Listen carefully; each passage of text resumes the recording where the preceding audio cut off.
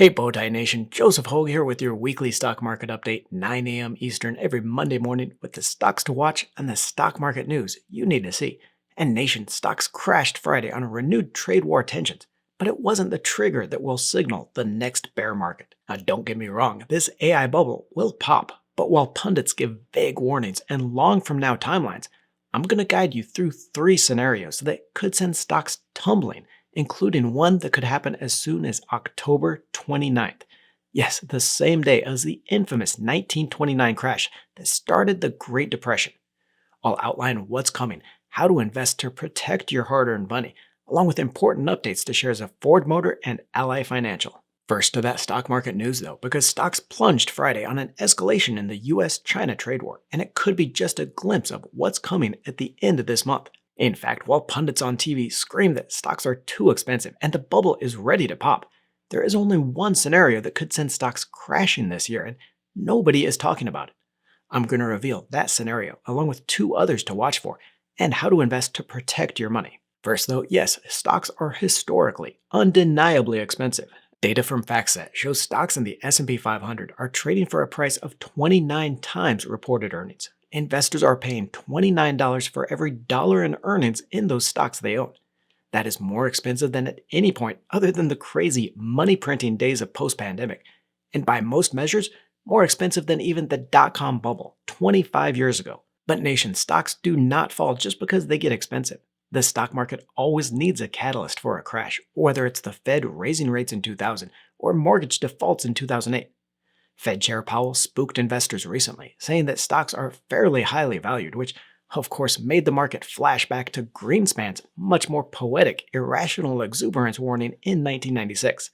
The problem is, if you had jumped out then just because stocks were expensive, you would have missed out on another 285% return over the next 3 years, and ironically, would have had to time the market perfectly, buying back in at stocks at the 2002 low, just to come back in at the same exact place.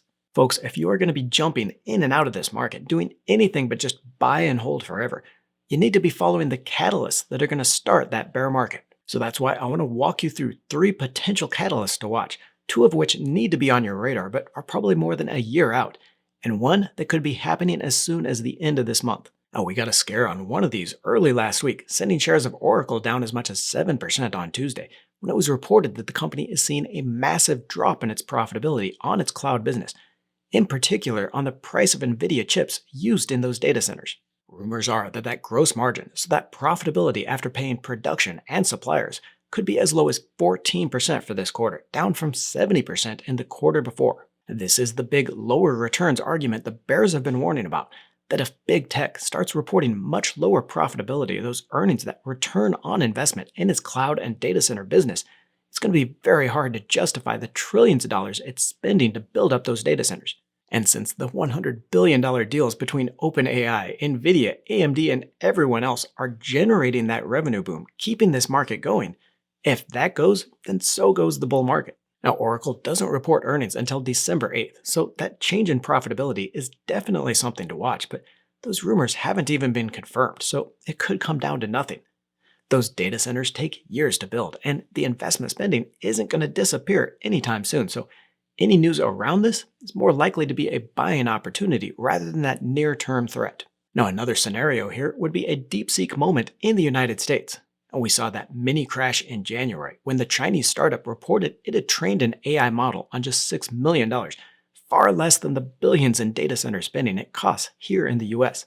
Now, the sell-off reasoning here is similar to that first scenario. If we do find a way that one data center can do the work of 10 in that AI training and the compute needs, we need far less AI investment spending, and poof, there goes the revenue flowing through NVIDIA, AMD, Oracle, and everyone else in the space.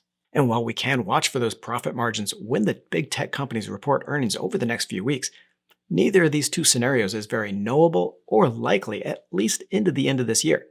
The best you can do here is have some of your money in those non-related sectors, like stocks in real estate, consumer staples, and energy, all of those very attractive value plays right now. Nation, after an unbelievable 5 years in AI stocks with 10 times your money in some of these names, a lot of investors are chasing that return with everything in tech.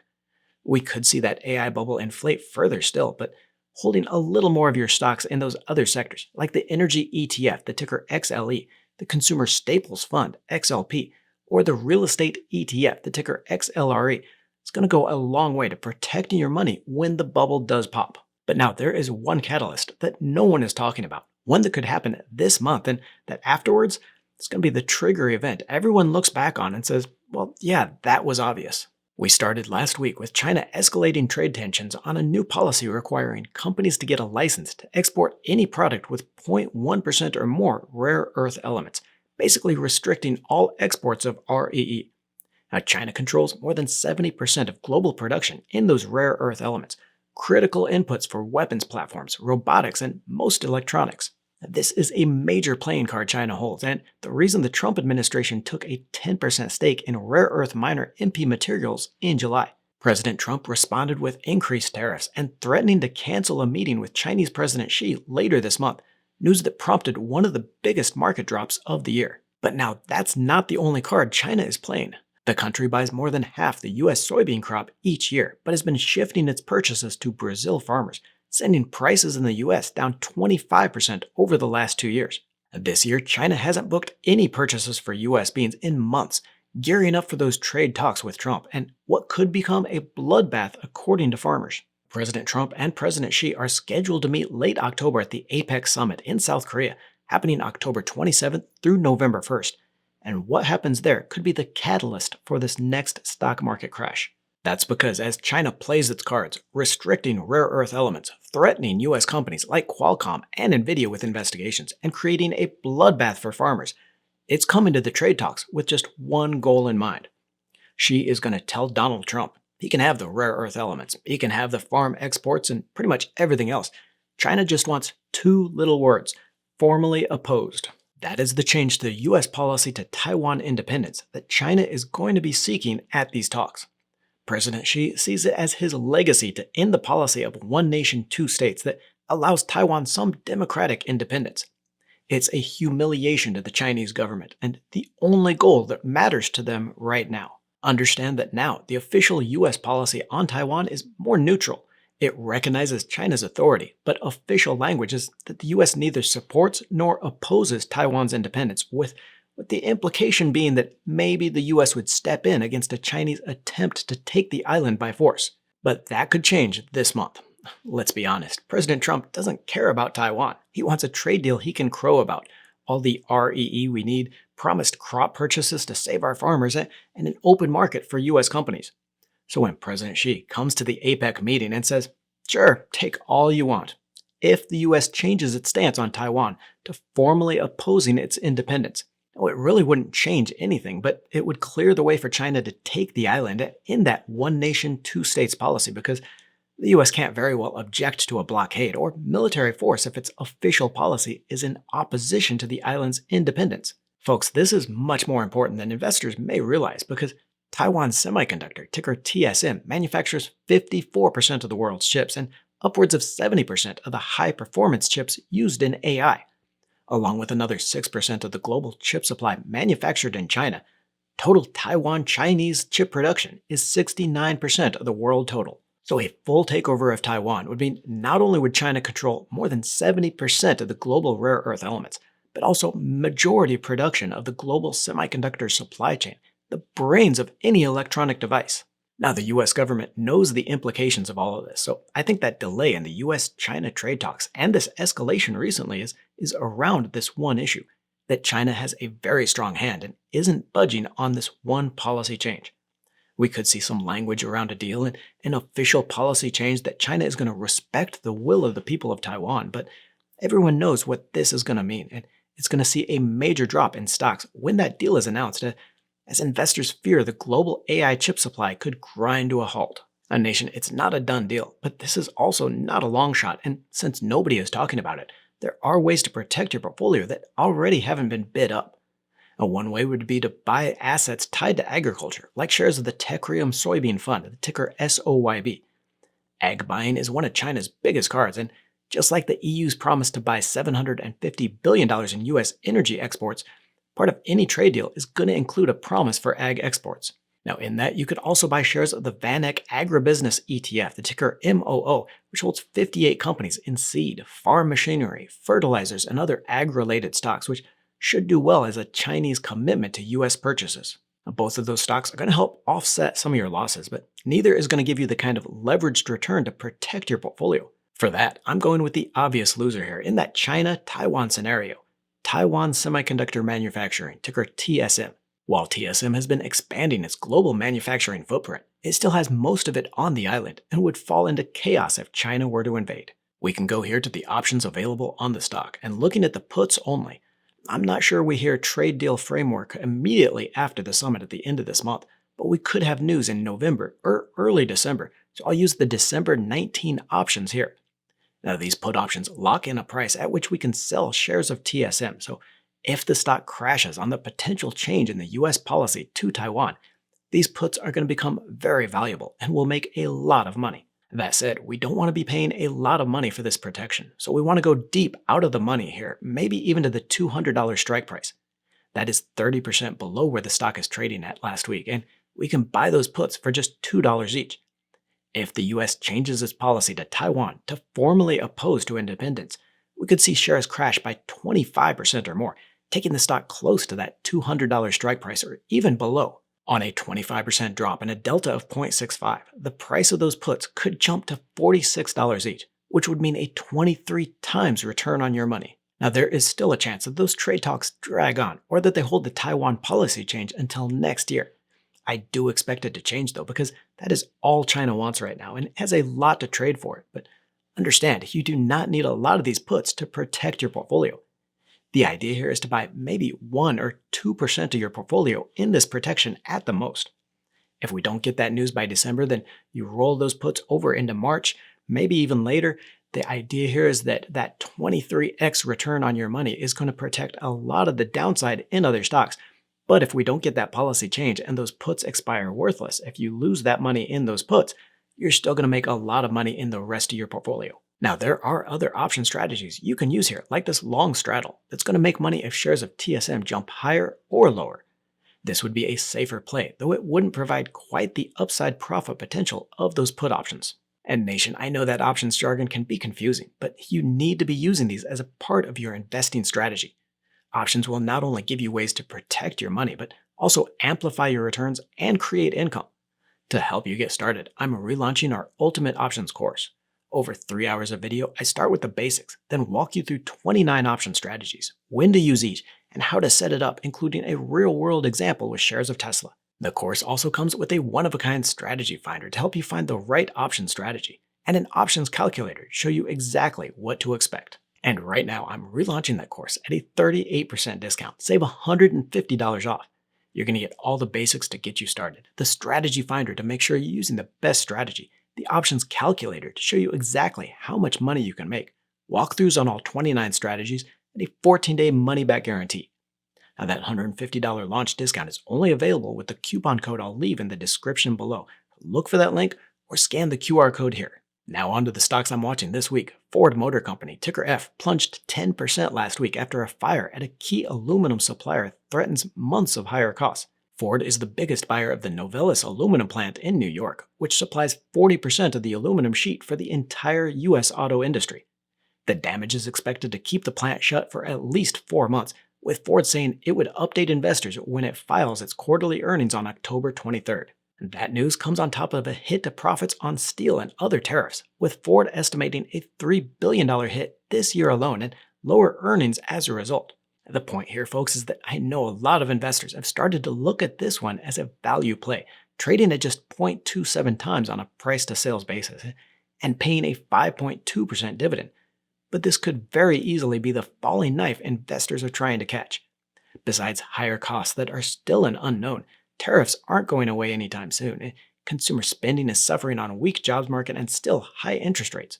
Revenue is expected flat this year and next, and while analysts are still optimistic the company can increase its earnings to $1.39 per share next year, I'm not so confident, and I'd be avoiding these shares until they come down further. Ally Financial, ticker ALLY, is one of our first stocks to report its earnings with results out this Friday. Shares are up roughly 10% since we started watching this one over the last year, but I continue to like it on that valuation and its leadership in the fintech space. Now, against one of our favorites here, SoFi Technologies, ticker SOFI, trading for a very expensive price of 4.5 times its book value per share, Ally is a steal here at just 1.4 times its book value. Now, Ally doesn't have the same growth as SoFi and has a larger exposure to the troubled auto lending segment, but it is still a strong contender in that digital banking space, and earnings are expected to rocket 49% next year, making this one a must-watch. And UiPath, ticker PATH, is a perfect example of having the confidence in your research and the patience in your stock picks. I've been recommending Path since May of last year, and I'll admit it went nowhere. But I saw a company leading in the AI process automation tapped into the coming robotic revolution in a market that could be worth $60 billion from just $30 billion last year. Shares are now up 50% in the last month alone, as that thesis comes following major deals announced with Nvidia, OpenAI, Google, and Snowflake. I still like the shares, but more than just one stock. The lesson here is to do your research and have that confidence in your stocks to stand tall, even if the market doesn't see it yet. Giving you that bigger picture here with the Sector Spider Sector Tracker, 9 of the 11 stock sectors fell last week, entirely on Friday's stock crash, but with utilities and consumer staples providing their traditional safety role in the market. Now, it was surprising because stocks in the utility sector are already have been bid up 19% for this year, the second best performing sector on an AI boom in energy demand.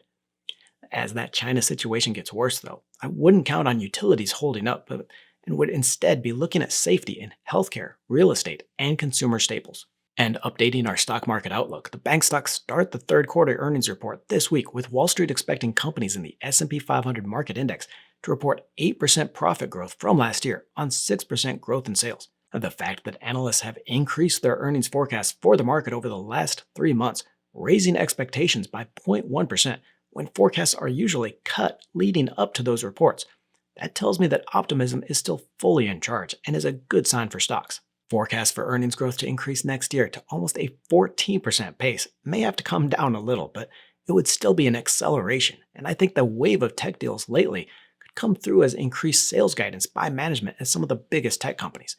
That would further help support investor enthusiasm for stocks. But gold has been the biggest story of the year, up 54%, passing $4,000 an ounce for its best annual return since 1979.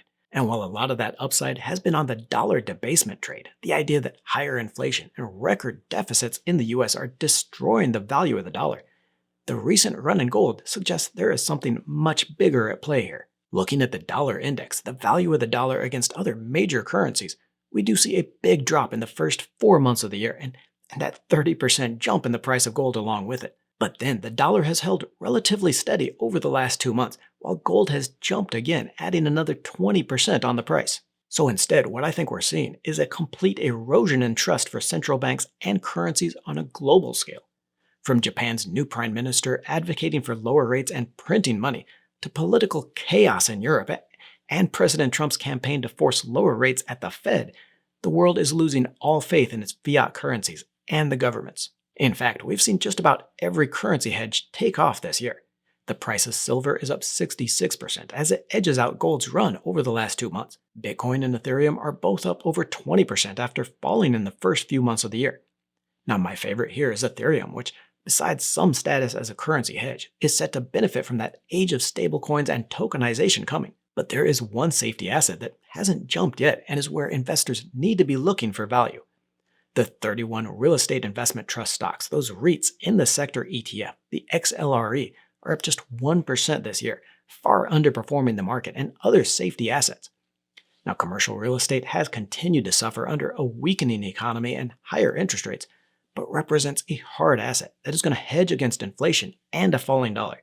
Besides that XLRE, which is going to give you the sector-wide exposure, favorites in the group include American Tower, ticker AMT, Digital Realty Trust, ticker DLR, Public Storage, PSA, and Equinix, ticker EQIX. Get your $150 discount and get started options investing with our Ultimate Options course and the link in the description below.